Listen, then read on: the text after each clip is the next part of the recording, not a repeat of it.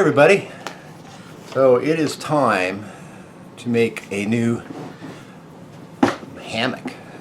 My last hammock that I've been using for the last year that I made turned into my Franken hammock, and so I was doing all kinds of testing with it and sewing all over it and attaching things to it and just trying all kinds of things. And on my last trip down to Oregon to meet up with those guys down there, we definitely noticed some flaws that were developing, and so I really don't trust it anymore. But that was the one I was doing the underquilt, attaching the underquilt to. Actually, I started off by making it variable length so I could see what length I wanted it to be, and then and that's where I really got into. I actually made it ultra wide hammock, or like the double nest size.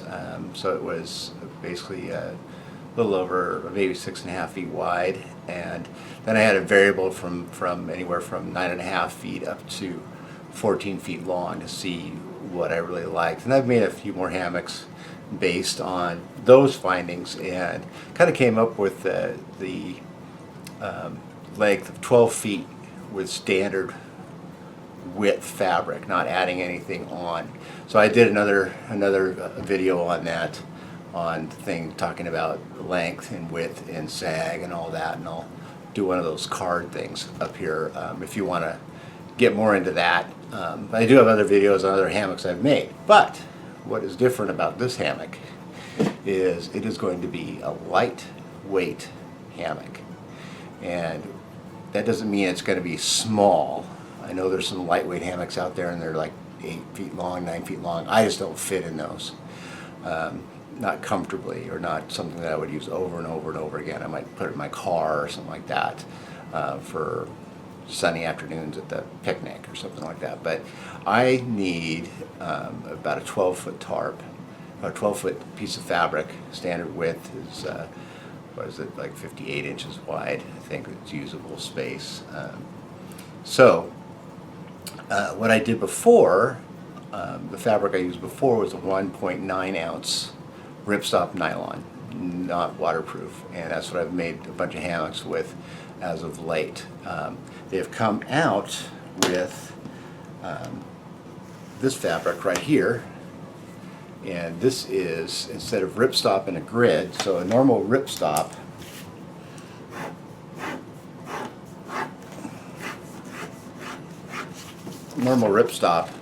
is, say, in a grid pattern, just squares.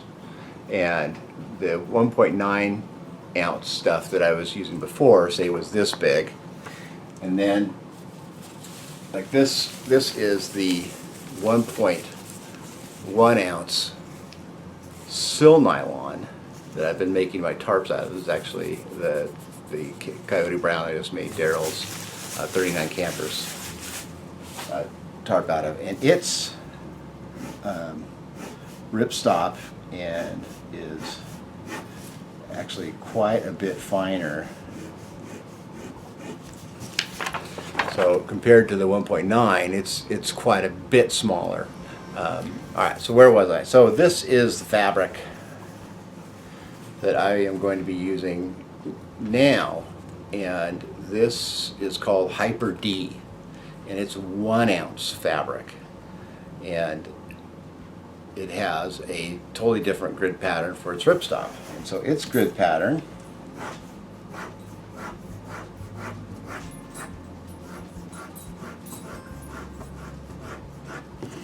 is more, it's a diamond shape. And so from what they've said on the specs, that this fabric will be strong enough to make a hammock out of. So that's my goal.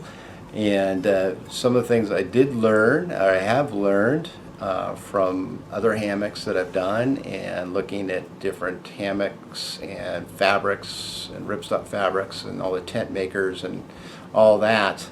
One of the things that I found that Ripstop nylon doesn't necessarily like is holes. So finding out, on a sewing machine you can set the length of your stitch, and so the space between each punch with the needle. And unlike, say, this type of fabric where all the weave is all the same gauge of thread, or like if you think about your Levi's, it's all the same length, and when they sew that, they use a similar thread dimension, and they actually kind of pack it in really tight because each one of those is pretty strong in itself. But when you get into something like a ripstop, the fabric is actually like super thin, smaller than a hair, way smaller than a hair width. I don't know if you can see, kind of, I mean, it's just wispy polyester. That's another reason why they have the ripstop in there, is to make this fabric stronger. And the ripstop pieces, threads are a little bit bigger, not a lot bigger. So stitch length is really important, and so I'm going to be doing roughly about 8 stitches per inch on the fabric, so to minimize the holes in it. So and then I'm going to try to minimize the amount of stitching. Of course, that's weight, and there's ways to do the ends and in the setup, but I'll go through that as I go through.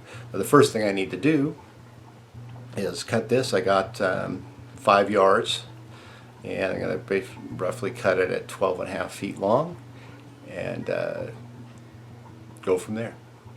So here we go. Oh, and I just found out I hit 700 subscribers, so that's pretty cool.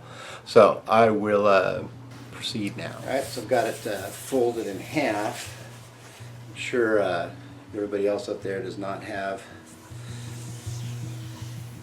any room to do this, just like I do. Oh, and this is the this is not does not have a water repellent feature to it. It's not coated in silicone or anything like that, because you want it to breathe. Then this is also what is called non-calendared, where they haven't sent it through these rollers to make it super slick. It's slick enough. So I got the uncalendared version, which saved me $1 per yard, and it just means this is not as slick. So it's going to actually fold it in half so I can get it down to a manageable size. Alright, so what I had to do is fold it in half, because I just don't have 12 feet of empty space everywhere. So I fold it in half, and I'm going to cut it around 6 feet 3 inches, so it'll be 12 feet 6 inches when I unfold it. And so that'll give me enough room. On the ends, I'm going to be folding over a channel where I'll be putting in the end cords. So what's cool, I've found these cutting wheels. They make life so much easier, and then you got a cutting mat.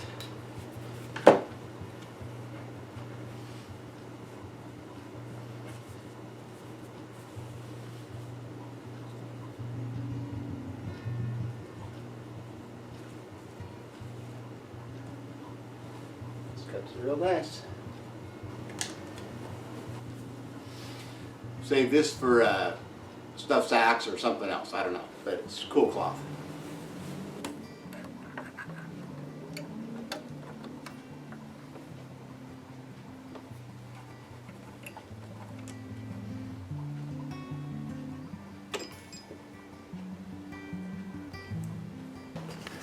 Alright, so on my machine you have a way to adjust the length of the stitch, and what I have found on my machine, if I put that at 3.5, I'm hitting about 8 stitches per inch, and I've countered a lot of the manufacturers out there that make tents and all that, and that seems to be kind of an average where they are.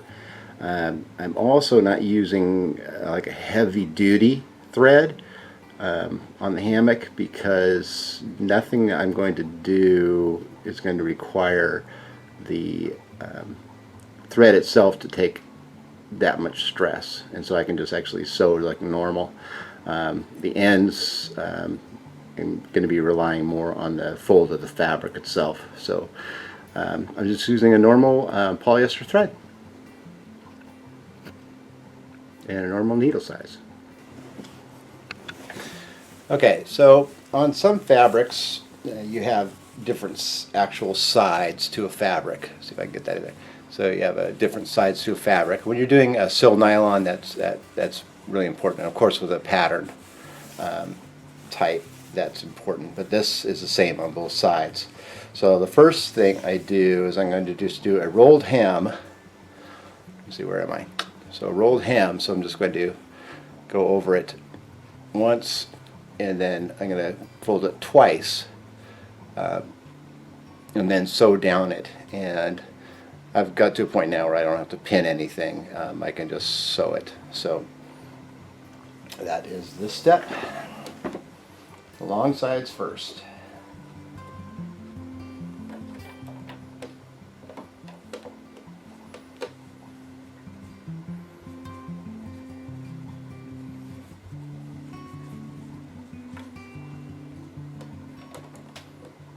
And since you're going to be folding over the tops anyway, you can start actually in a little ways. Make it easier on yourself. So I just fold it and hold it out like that. Make sure my speed isn't too crazy. Start slow, do a lock stitch, and let her rip.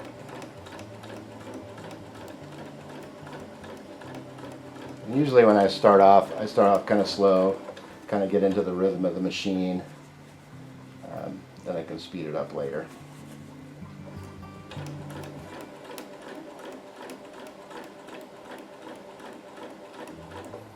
Stop for a second, pin in, check my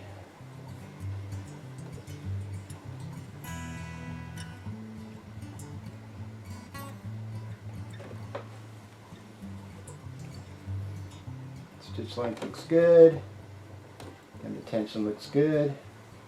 I've actually got the tension up kind of high, I found, with this nylon stuff.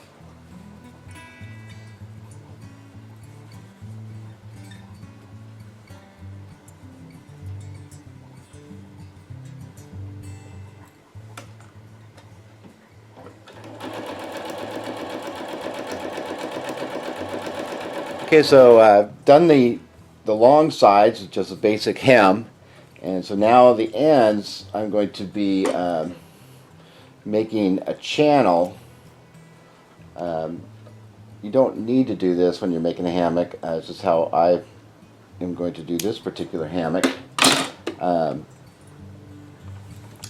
going to be putting about a 1-inch channel on the end. It doesn't really matter which way you do the fold, because it's all going to be bunched up anyway, so you're not going to be able to see it. But just for my own well-being, I will match both ends. And so here's where see if I can get you in a little closer.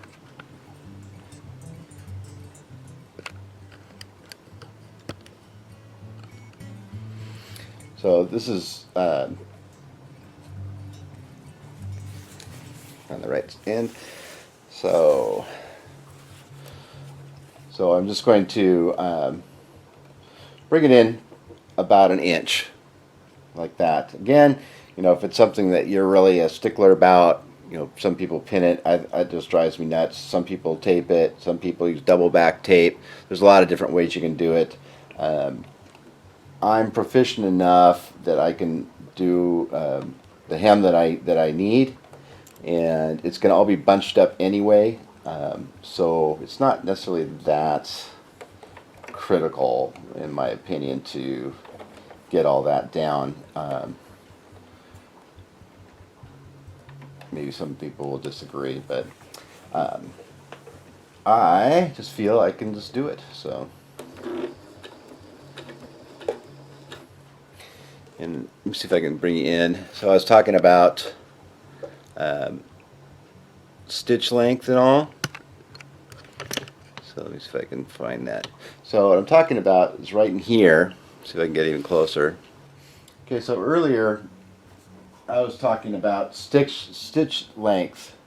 So right here you see the length of the stitch, and it looks like it's almost exactly what the grid pattern is. So I'm trying to minimize the amount of holes that I'm putting into it, but adding just enough strength. Luckily this is a hammock, and most of your strength is in the end whipping. But so this is what I'm talking about, stitch length. So I'm going to reset that up because I turned off my sewing machine last night. And so now let's proceed.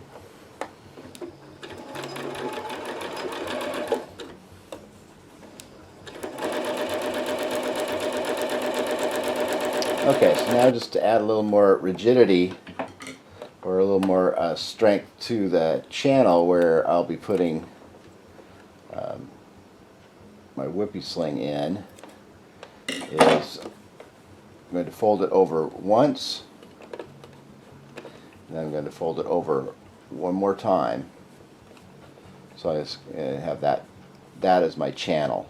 So that is just the reinforcement. Then I'll show you some other things I'm going to do once I get done, so it makes it even more solid. There again, it's just easy just to fold it over, and you can feel it with your hands. But that is the thing. Let's go a little fast. Start the stitch, reverse lock stitch, and then away we go.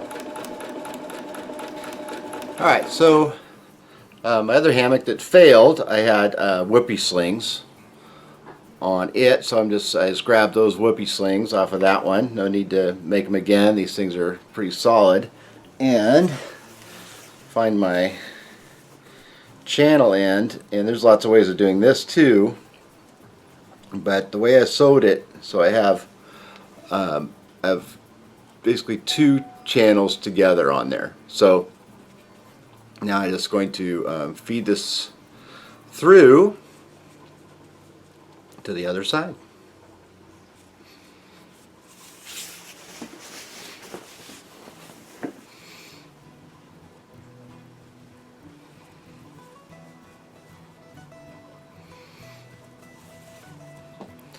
This takes a little time just to work it through, but it's rigid enough that you can just push it through, and you bunch it up and you hold it and then you pull it out. So I'll do that for a while. Alright, before I do that, I thought I'd do a weight test. So this is the hammock, and remember it's 12 feet long, so that's the whole hammock right there with nothing else, just the cloth. So let's see what we're weighing right now. So we are at 6.9 ounces. Let's see what we are in grams. 194 grams. So that's without the whippy slings and the other things I'm going to attach to it. So not bad. Alright, so I've strung my whippy sling through the channel in the end, and in the past I've actually done, like, I put a continuous loop in here, but kind of figured out I don't really need to do that, so I can just put my whippy sling through, and it works just fine. So here we go. I just take the whole whippy sling and bring it through. Just gotta make sure you get all of it through there. Then you tighten it up.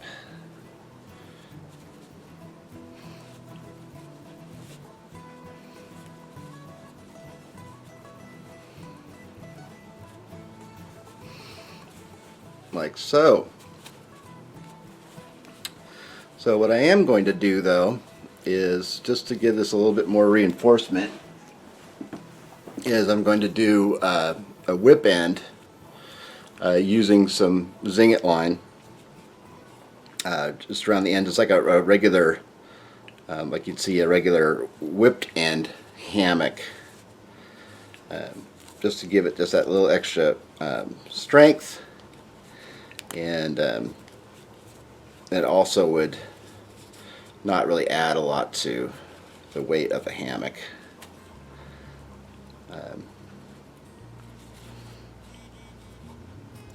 Tight. Tighten that all down a little bit more.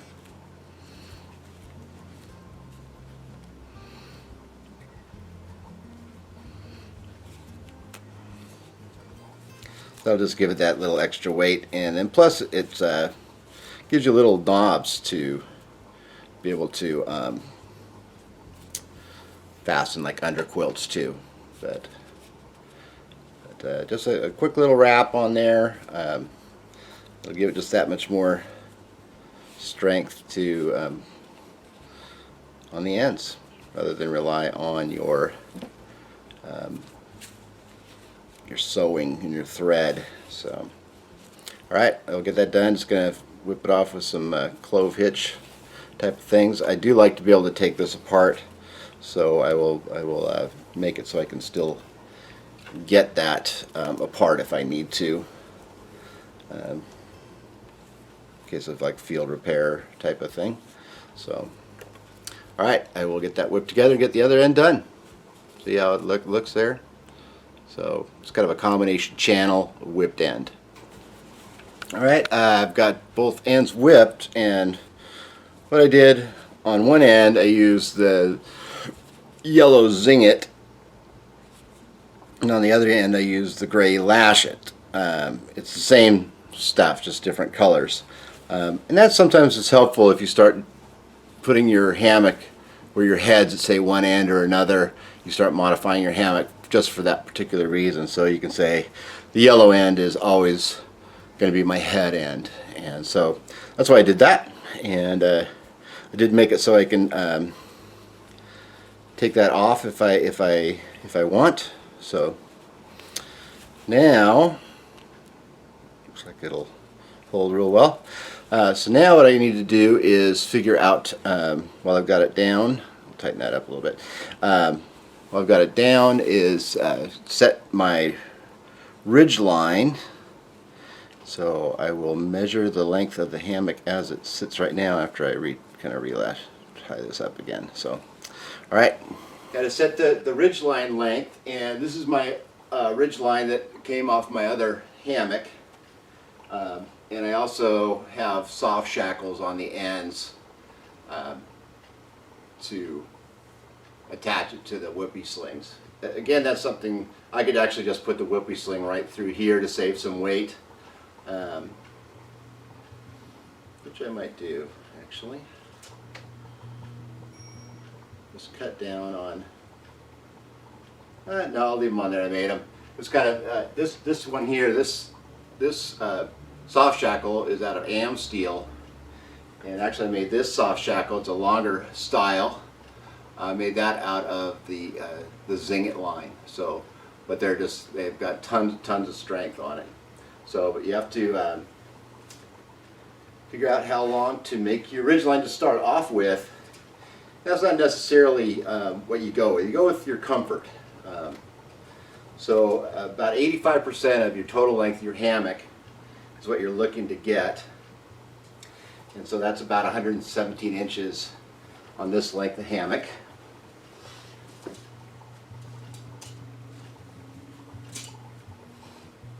And this is adjustable. So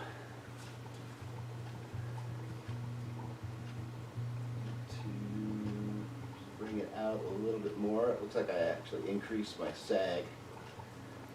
So this ridge line right now is set to 111 inches. So I'm going to save it there, just because that's what my old hammock was. But it is adjustable. It's just like a whoopee sling. I can make it longer or shorter. So I'll go with that. So all I need to do is on my end there, and if this is up, I can actually undo the soft shackle. Just kind of slip it through that side, and then I'll slip the other end to the other side, and we'll take it outside and give it a test run. Okay, here we are out in the Hammock lab, and I just use a strap out to the Marlin spike hitch type of setup. This little piece right here is just a tent stake. So here we have the whoopee sling, the ridge line, and then the other whoopee sling, and this is the soft shackle right here. Then over to my Hammock lab area. So, moment of truth.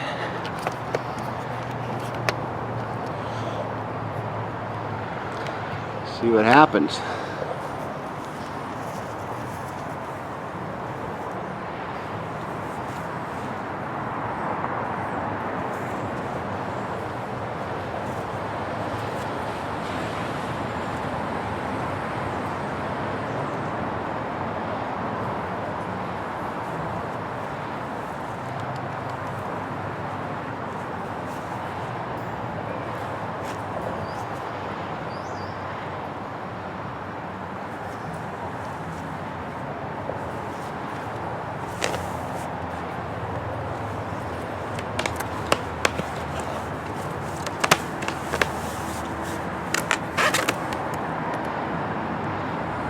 It's holding. Oh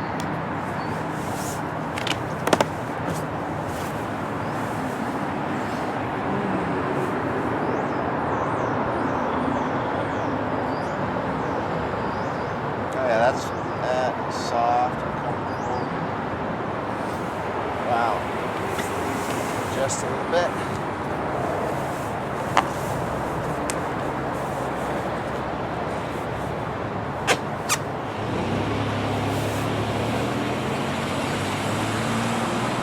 Oh yeah.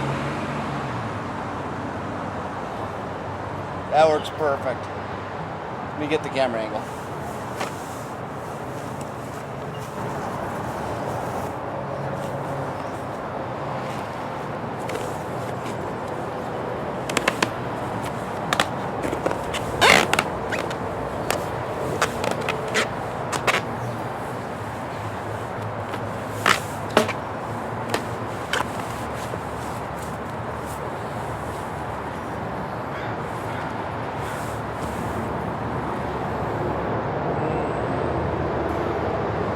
Yeah, that's pretty nice. That's a little bit more stretch than my other one, but wow, that is super comfortable.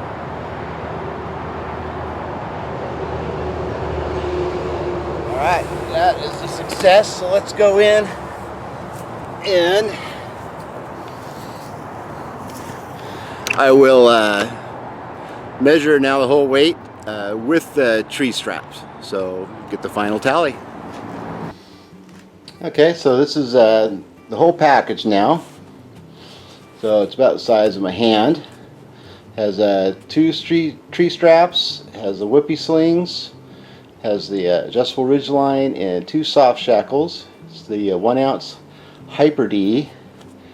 Let's see what we ended up with a weight for the Hammock package. So 289 grams, 10.3 ounces for the whole thing. So not bad, not bad. It does a little stretching, so I'm sure the first few times be a few adjustments, but I was tossing and turning out there, and it looks like it came out just fine. So I think it'll handle some pretty good torture. There you go. Alright, thanks a lot. Talk to you all later.